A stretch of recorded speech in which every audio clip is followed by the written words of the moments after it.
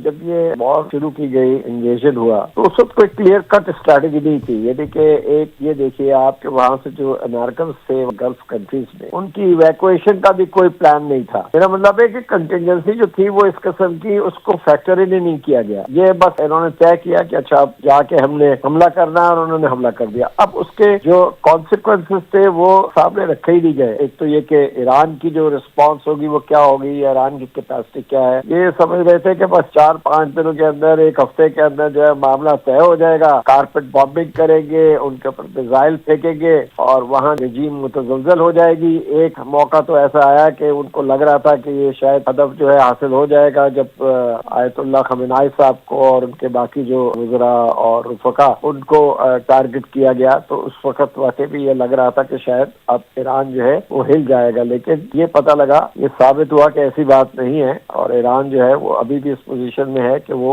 اپنی کیپیسٹی کے مطابق جو ہے وہ ریٹیلیٹ کرے. تو اب یہ ہے کہ پریزیڈنٹ ٹرمپ جو ہے وہ اپنی گرداب میں پھنس گئے، بڑی مشکل صورتحال میں ہے، اور وہ ایکٹ آف ڈیسپریشن ہے. کبھی کچھ کہتے ہیں، کبھی کچھ فرماتے ہیں. یہ بڑی انہوں نے پوری ایڈمنسٹریشن کو بھی مطلب یہ کہ امریکن کانگریس مخالفت کر رہی ہے، ان کا اپنا پاپولیرٹی لیول نیچے جا رہا ہے. میرا مطلب ہے کہ اچھا جو الائنس ہیں امریکہ کے، جیسے نیٹو میں ان کے پارٹنر کنٹریز ہیں، انہوں نے صاف انکار کر دیا. انہوں نے کہا کہ اس قسم کی تو ہمیں کوئی مینڈیٹ ہی نہیں ہے، ہمیں تو اپنا کنکرنس لینا پڑتا ہے under their own regulation and stipulation. تو میرا مطلب ہے کہ یہ کافی ان کو دھچکا لگ رہا ہے، سیٹ بیک ہے. لیجیٹمیسی وہ چاہ رہے تھے، وہ یہ بھی اپنا جو انہوں نے انووک کیا ہے دلیل وہ یہ ہے کہ دیکھیے نا، ہمارا تو کوئی ایسا تیل نہیں آتا اپنا ہرمز سے. یہ تو آپ لوگ ہیں، چین، جاپان، کوریا اور یورپین جو کہ ڈیپینڈنٹ ہیں اس تیل کے اوپر، اور وہ تیل جو ہے وہ رک گیا ہے. یہ تو آپ کے انٹرسٹ میں ہے کہ آپ ہمارے ساتھ آئیں اور ہماری مدد کریں. تو پہلے تو وہ یہ کہہ رہے تھے کہ ہم نے تو پتہ نہیں 100 بوٹس اور 100 شپس جو ہیں وہ ایران کے ڈبو دیے ہیں، اور ہم اس کو ہینڈل کر لیں گے، سچویشن کو ہم کھلوا دیں گے.